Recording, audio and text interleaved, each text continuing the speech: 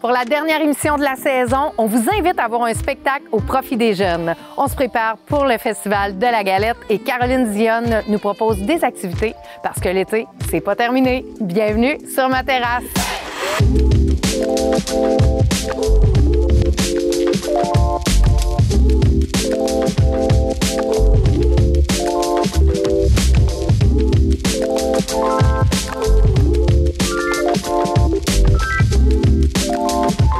Je suis très heureuse de recevoir M. Benoît Duplessis, président de la Fondation Centre Jeunesse des Laurentides.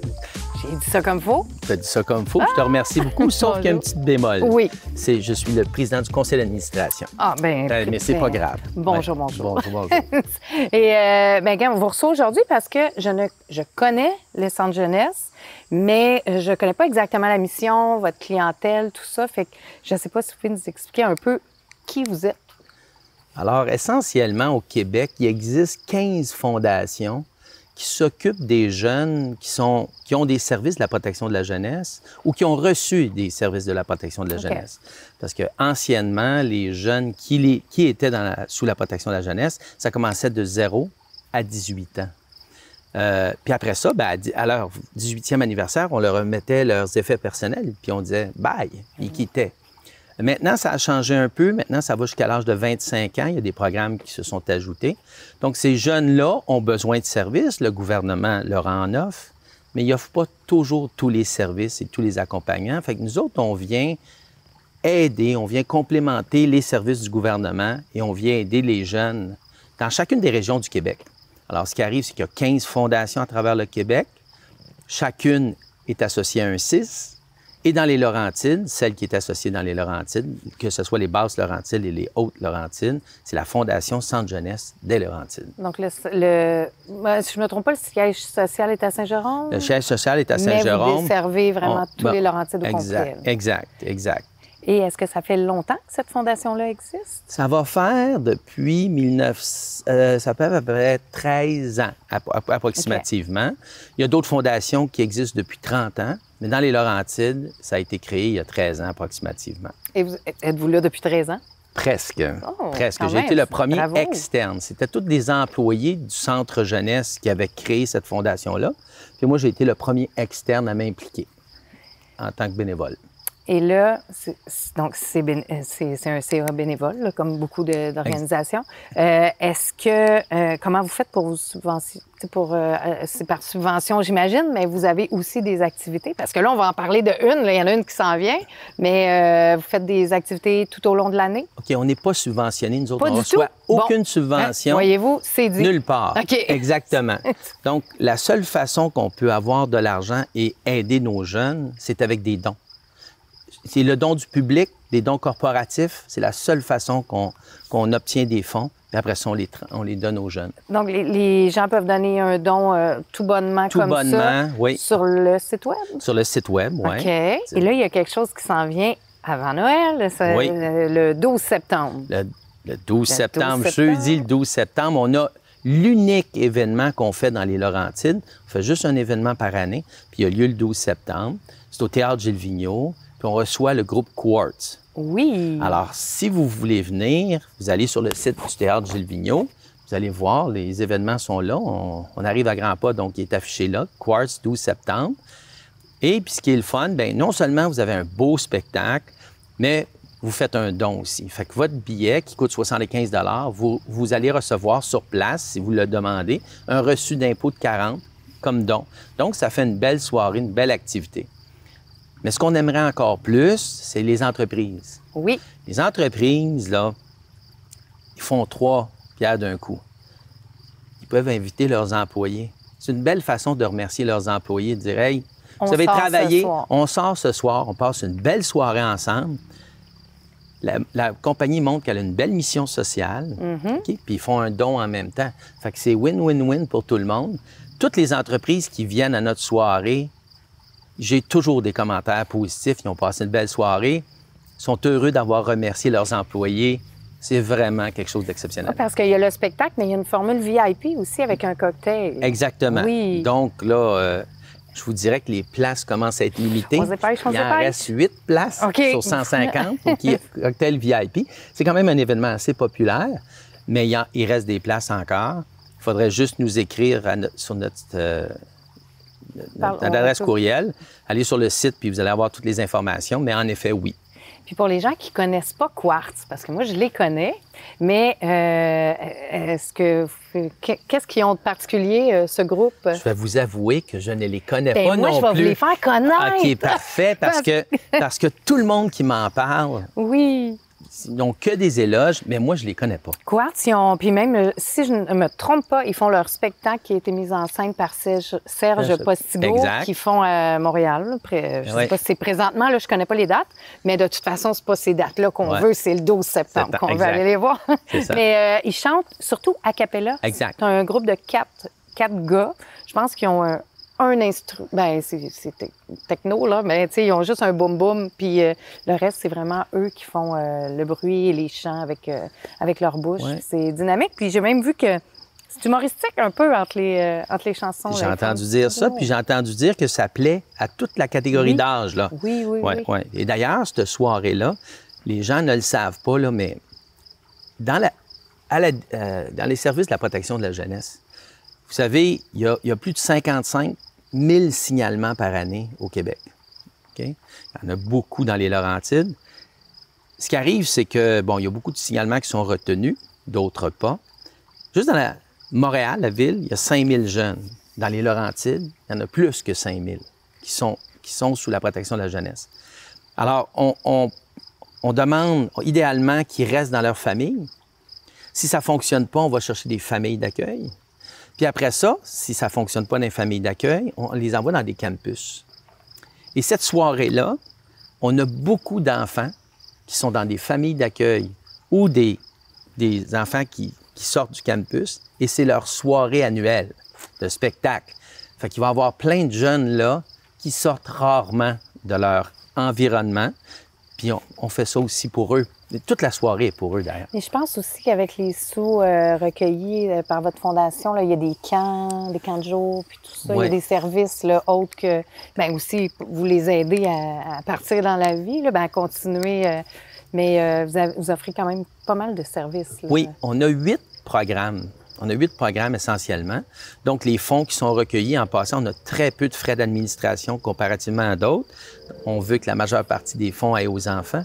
Dans les 8 programmes, il y a des camps de vacances, entre autres, qui est probablement un des plus gros programmes. Parce que le gouvernement ne paye pas les camps de vacances des jeunes.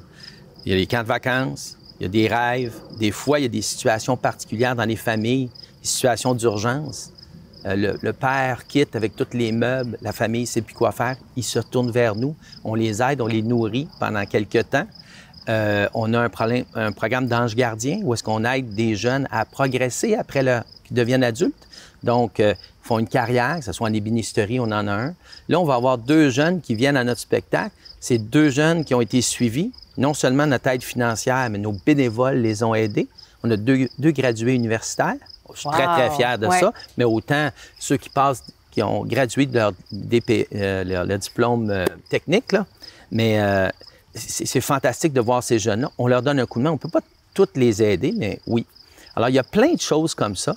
Puis, on peut des fois... puis nous autres, ce qui est le fun, c'est que les enfants qui sont choisis, les demandes qui nous sont faites, proviennent des intervenants à l'interne. Donc, ce sont des intervenants qui sont magnifiques en passant, puis je les salue parce qu'ils font un travail exceptionnel. Les intervenants vont décider quel jeune devrait avoir de l'aide. Est-ce que c'est Jacques ou c'est Guy? Mais si Guy et ses parents sont en moyen, ils ne feront pas de demande. Alors, nous autres, on reçoit vraiment là, des demandes sélectives. Qui sont vraiment... sont vraiment à point. Puis on en reçoit, il y a une augmentation de 30 % par année. Ah, j'imagine. Puis juste cette année, l'année passée, on en a reçu presque 400. Juste cette année, après 6 mois, on en a presque 300. Fait que nos jeunes en besoin, là, ils ont besoin de nous. On va leur payer, ceux qui sont dans les campus, ils n'ont pas de parents, ils n'ont rien. À Noël, ils n'ont pas de cadeau, ils n'ont rien. Bien, nous autres, on va leur acheter un petit cadeau dans les campus, au moins pour mettre un peu de gaieté, pour aider les intervenants dans la fête, des choses comme ça. C'est plein de petits gestes qu'on pose. Bien, continuez à répandre du bonheur, puis bravo pour votre implication. Merci beaucoup. Puis, le 12 septembre, on va pitonner ça, là, avant le 12 septembre pour aller oui, s'il vous acheter des plaît, billets. venez, puis Pourquoi? pensez juste aux enfants. Oui. C'est juste pour les enfants. Bien, merci, puis Merci beaucoup. continuez, lâchez pas, c'est beau. Merci beaucoup. Merci.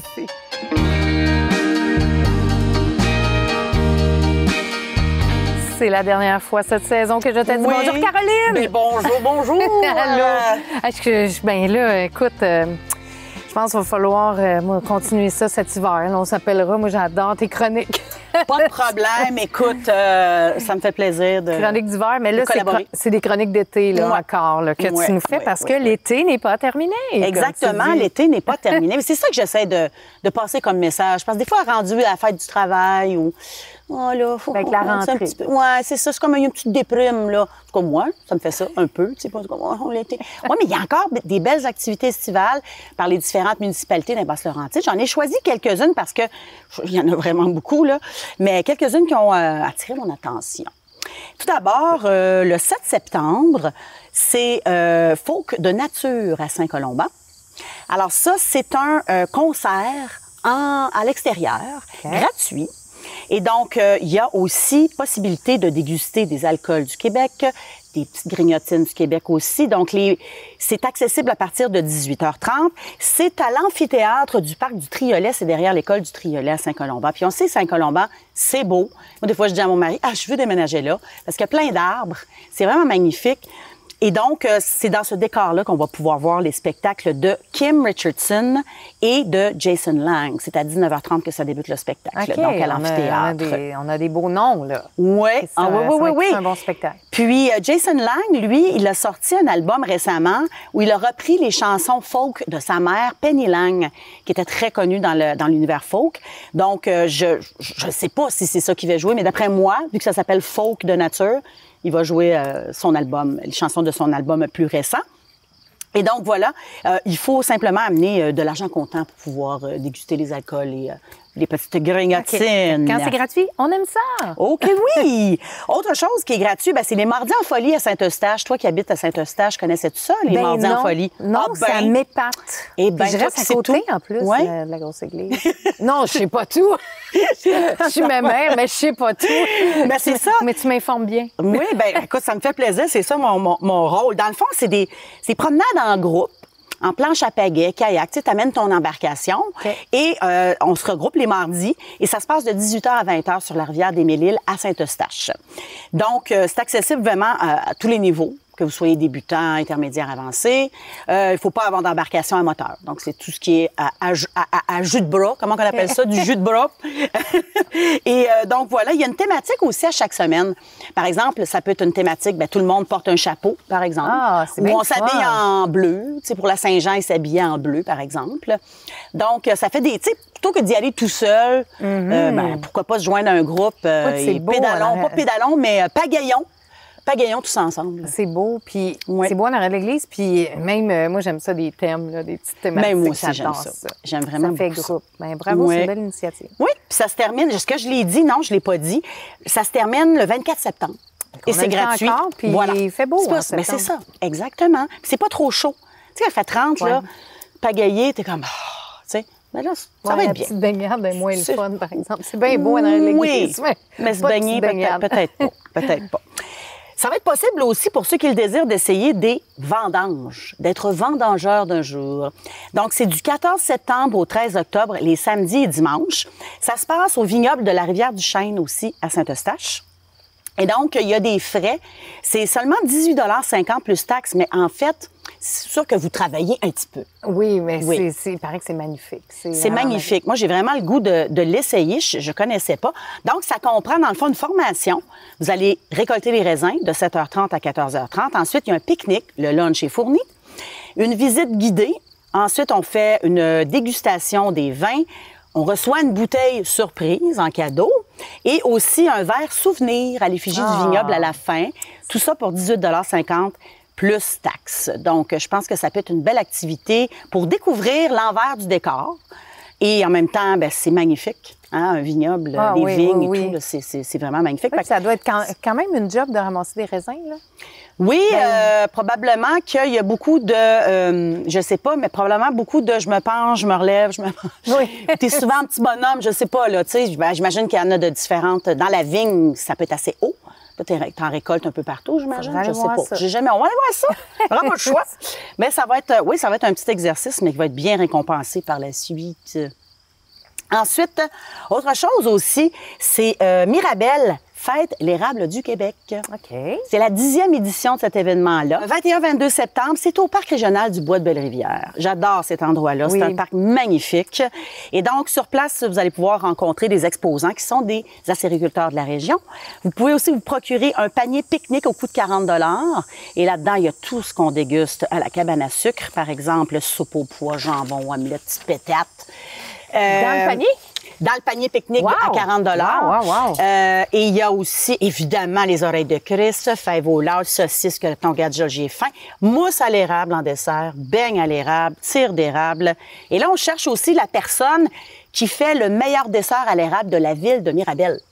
Alors, si vous avez des talents là, pour faire des desserts, il y a un concours. On cherche le meilleur dessert de la ville de Mirabelle à l'érable. Et il y a la personne qui va gagner va se mériter un prix d'une valeur de 200 $. Alors ça aussi, ça va être très, très bon. OK, oui, mais moi, je participerai pas. Pas très bonne non plus. Je participerai pas. Voilà, je suis vraiment nulle là-dedans. En tout dernier lieu, eh bien, tu sais que j'aime l'histoire, et c'est un nouveau circuit qui est à Sainte-Thérèse qui s'appelle Voyager à travers le temps. Oh! Ouais. Donc, le 29 septembre, c'est gratuit. C'est dans le cadre des Journées de la culture et du 175e de la ville de Sainte-Thérèse. Ça a quand même du vécu, cette ville-là. Donc, ça risque d'être assez intéressant. Ça va être un parcours théâtral et patrimonial déambulatoire. Il va y avoir un guide, un comédien, et on pourra donc en apprendre davantage. Il y a un système aussi d'audio-guide, parce que des fois, si on n'entend pas bien, on va avoir l'audio-guide pour suivre vraiment les explications.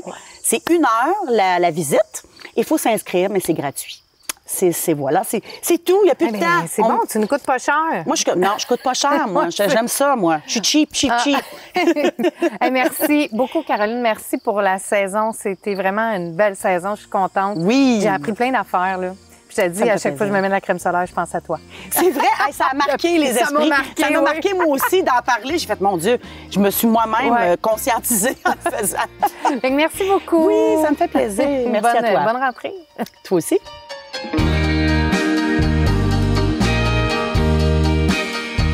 Je suis vraiment contente. C'est la dernière entrevue de la saison et j'ai le plaisir de recevoir Michel Goyer. Oui, puis on se connaît un peu. Ben oui, on se connaît, oui, ça, j'adore ça. Oui. Mais là, tu es président du CA de patrimoine culturel du Vieux-Saint-Eustache. C'est ça. Et patrimoine culturel du Vieux-Saint-Eustache, plusieurs connaissent aussi Corporation de Moulins-des-Garrets, mais depuis 3 ans, c'est le nouveau nom, c'est une nouvelle image de marque qu'on s'est donnée. Et dans le fond, ce que ça fait... Moi, ça fait quoi? Parce que moi, je le sais, parce que je suis CA, là. Oui, bien, c'est vrai, oui. Mais c'est vrai, tu es une nouvelle administratrice en plus. Oui. On gère, dans le fond, 3 espaces muséals. Le manoir Globensky, qui est en face du Moulin des Garrets, qu'on gère aussi l'espace muséal du Moulin des Garrets, et on gère aussi la maison Chénier-Sauvé. Donc, en fait, c'est l'histoire, le patrimoine du Vieux-Saint-Eustache. Et je vais racheter quelque chose, parce que je sais qu'on va parler du Festival de la Galette tantôt. Le patrimoine culturel a appris la semaine dernière qu'on avait eu l'agrément du manoir Globensky. Donc, le manoir Globensky, c'est un espace muséal. On avait eu il y a 2 ans, ou environ 2-3 ans, le Moulin des Garrets. L'agrément, dans le fond, c'est un sceau d'accréditation de qualité sur la gouvernance et des activités qui sont données pour le public. Donc, ça, on est fiers et ça nous permet de pouvoir participer à des programmes de budget de fonctionnement pour des institutions muséales, mais on n'est pas là, mais pour l'instant, ça nous met en position. Donc, il y en a 4 ou 5 espaces. 4 ou 5 agréments dans la région des Laurentides. On en a 2. On est content. Donc, c'est ma petite ouverture. Bravo oui, on est content de ça. Oui, l'équipe aussi qui a travaillé fort. C'est demandant. Oui, puis là, c'est demandant, surtout à cette période, parce qu'il y a de la fébrilité, là. La 39e édition du Festival de la Galette qui s'en vient le Sur 3 jours? 13, c'est ça, le vendredi soir, le 13, 14 et 15 septembre. Donc, c'est dans moins de 3 semaines. C'est bientôt. On est dans le compte à rebours, là, ça bouge. Et comme je me plais à dire, c'est la 2e année qu'on a 3 jours. Oui, Donc, parce qu'avant, c'était le samedi-dimanche. C'est ça. Dans le fond, le vendredi soir, à Saint-Eustache, il y a déjà eu une fête qui s'appelait la Fête du Vieux-Saint-Eustache de 1973-1981, qui était organisée par M. Tardif et Gilbert Garner. Malheureusement, les 2 personnes sont décédées. Et on va quand même saluer ça. On a même une exposition sur les fêtes du Vieux-Saint-Eustache actuellement au manoir Globensky. On va saluer ça, cet événement-là. Et Sylvain H. Boileau, qui était là à cette époque, qui était photographe au groupe JCL.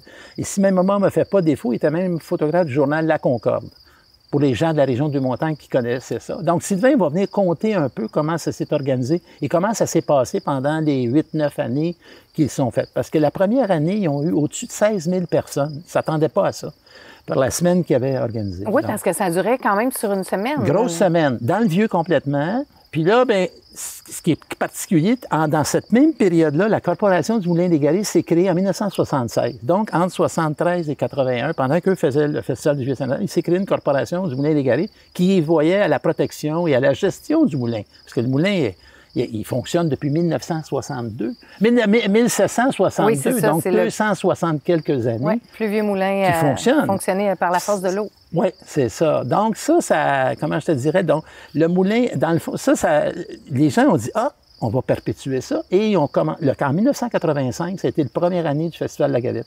C'est pour ça qu'on a 39 éditions. On est en 2024. Ça s'est succédé d'année en année. Puis on est fiers, puis on attire de plus en plus de monde. Évidemment, il faut que Dame Température soit là. Oui, mais beau temps, mauvais temps, c'est beau temps, mauvais temps, on opère, puis tout ça. Donc, et là, c'est gros, là. Oui. C'est pas 100 personnes qui vont là. Non. Il y a une centaine de bénévoles, mais il y a au-dessus et plus même, au-dessus de 20 à 25 000 personnes qui peuvent venir pendant 3 jours. On a la capacité. Oui, puis ça circule bien. Ça circule bien. Puis même le samedi, il y a quand même le marché public qui se joint avec le festival en même temps. Donc, de l'église jusqu'au manoir Globensky, la rue c'est une rue piétonnière, dans le fond. Donc, c'est intéressant. Et il y a des artisans qui sont invités à l'arrière du manoir. Il y a des artisans. Pour le vendredi soir, puis même pour la fin de semaine, il y a des artisans, il y a des camions de rue. Le vendredi soir, on va avoir un kiosque de festival de galettes, qu'on va fabriquer de la galette. Donc, ça, les gens vont pouvoir manger de la galette. Oui, puis même, il y en a plus, parce qu'il y a toujours une file à la galette. Et là, mais là, il y a plus de stations. Oui, à partir de samedi, dimanche, on va faire 3 stations, parce qu'il y a moins de monde le vendredi, on s'entend, là. C'est quand même de 5 h à 9 h, mettons, 10 h au maximum. Donc, il va y avoir 3 stations. Les camions de rue vont être là, le village des artisans va être là aussi. Les gens passent. Il y a Jean-François Berthiaume qui est connu dans la région pour sa musique folklorique. Il va être en trio. Le vendredi soir, ça va être animé par André Thériault, qui est connu, qui souvent, c'est un musicien de rue qui se promène pendant les 3 jours durant le festival, mais il va animer la scène le vendredi soir. Donc, il va y avoir beaucoup de choses assez traditionnelles de l'époque. Et comme je disais tantôt, Sylvain H. Boileau il va avoir un kiosque, un endroit où les gens vont pouvoir aller le voir. Puis il va y avoir aussi des films de l'époque, mais qui va projeter. En tout cas, il y a des surprises. Puis même, il y a une surprise, il va y avoir un concours, j'avais ça dans mes notes, de saut à la... de poche de patate. De poche de patate. Oui! Fait que, c'est ça. On est dans le Ça, j'adore ça. C'est tellement simple, ouais. C'est le fun, ça coûte rien faire ça, c'est le fun, c'est festif. C'est bien ce que tu dis parce qu'en passant, c'est gratuit. Oui, il n'y a pas de coût pour rentrer. Les gens rentrent, là, s'ils achètent, c'est sûr que s'ils consomment de la boisson, des bières et tout ça, bien, ils payent, mais je veux dire, l'entrée est gratuite, et c'est super bien protégé, il n'y a pas d'inquiétude, là. Est-ce que cette année, il y a excuse-moi, j'ai pas vérifié, mais à l'arrière du manoir, normalement, dans le fond, il y a un village. Oui, il y a le village des reconstituteurs. Oui. Qui, eux autres, qui dans le fond, on a une ligne de temps. Hein? Le moulin a commencé en 1762, donc de là jusqu'au Patriote, 1837-38, il y avait des comment on appelle ça, des reconstitutions. On a reconstitué comment on appelle ça? Bien, il y a des métiers. Il y a beaucoup... C'est ça. Il y a des métiers aussi qui sont là. les gens qui s'ajoute. sont habillés en époque. C'est ça. Puis on fait même un défilé des gens qui viennent de Glengarry. Il y a des gens qui c'est des patriotes. Bref, on fait un défilé le dimanche qui part de l'église. C'est beau. Il y a toujours des tirs de mousquet aussi. C'est ça, c'est ça. Ouais, c'est ça. Là, on fait une petite vérification avec le maire. En tout cas, c'est des traditions qu'on fait, je pense des fois c'est le samedi ou ça peut être vendredi soir. Là. Je sais pas le détail de tout, mais... Ah non, écoute, les gens ne s'ennuient pas. Là. Qu'ils viennent un vendredi soir ou un samedi après-midi ou un samedi matin, il y a plein de bonnes activités. Puis là, il y a une équipe permanente, mais on a on a un meunier, un assistant meunier, sauf que ça se fait pas tout seul, ça. Est-ce que c'est fait par des bénévoles? Oui, on a une centaine de bénévoles. On a l'équipe, il y a 2 meuniers, il y a 4 personnes à plein temps, plus nos guides. Il y a aussi nos guides qui sont là. Alors, il y a une centaine de bénévoles parce que, il faut qu'on... Il y a le bel âge font là les galettes de sarrasin. Les chevaliers de Colomb viennent donner un coup de main aussi pour les galettes de sarrasin, puis d'autres choses également. Donc, puis beaucoup d'autres bénévoles qu'on appelle les Amis du Moulin. Maintenant, on les appelle les Amis du patrimoine culturel du Saint-Eustache, qui viennent donner un coup de main. Est-ce qu'il en manque? Ou oui, on a besoin de bénévoles. Là, je fais mon message. On a besoin de bénévoles et je sais que vous allez l'afficher sur le site. Donc, oui, on aimerait ça que il y a des gens qui s'offrent, ils appellent à ce numéro-là, puis on va s'arranger, puis qu'il y ait du travail plaisant. Ça peut être une avant-midi, ça peut être une journée sur les 3 jours. Tout le monde est bienvenu. Pour mettre la main à la pâte. Et le thème cette année, parce qu'il y a toujours... la main à la pâte, oui. Il y a toujours un thème. Oui, bien le thème cette année, c'est Moulin à parole. Je pense que je le reflète bien en passant. Oui, moi aussi. Moulin à parole, c'est une expression du 18e siècle. Dans le fond, c'est le moulin qui roulait continuellement pour moudre le grain, sans arrêt. Alors, ça a été cette expression-là. Aujourd'hui, on dit que c'est une personne... Qui parle beaucoup, comme Moulin à parole, ça se dit, là, ça c'est l'autre sens, mais le sens qu'on veut lui donner pour cette occasion-ci, c'est le fait que c'est une expression du 18e siècle. Ça a sorti à un moment donné en brainstorming, en échange. C'est une belle idée, il y a toujours des beaux thèmes. Ah oui, c'est donc on invite les gens pour ça. On invite les gens à venir au Festival de la Galette, que vous soyez de n'importe où. J'ai ma belle-sœur, mon beau-frère qui s'en viennent des Laurentides, puis ils amènent leur gang, puis leur famille. Donc, c'est très familial. Les enfants, les adultes, on amène tout le monde. Dans le fond, c'est une grosse fête familiale. Tu sais, le soir, les gens peuvent quitter à 8h30, 9h, 10h, mais ça commence à 5h, 6h, ça dépend des gens ici. Le vendredi. Le samedi, dimanche, c'est dans la journée. C'est dans la journée, 9-10 h le matin jusqu'à 4-5 h le soir. Fait que c'est autant venez manger de la galette avec de la mélasse. Mélasse et sirop. Quelle date? 13, 14, 15 septembre. 15 septembre. Merci beaucoup, Michel. Merci. Ça fut un plaisir. Ça passe vite. Oui. Fait qu'on va se revoir là-bas. Ça revoit. Merci. Merci. C'est déjà la fin de la saison. Merci beaucoup d'avoir été des nôtres. Merci au Jardin Michel Corbeil pour leur magnifique décor. Pour ma part, je vous dis à bientôt.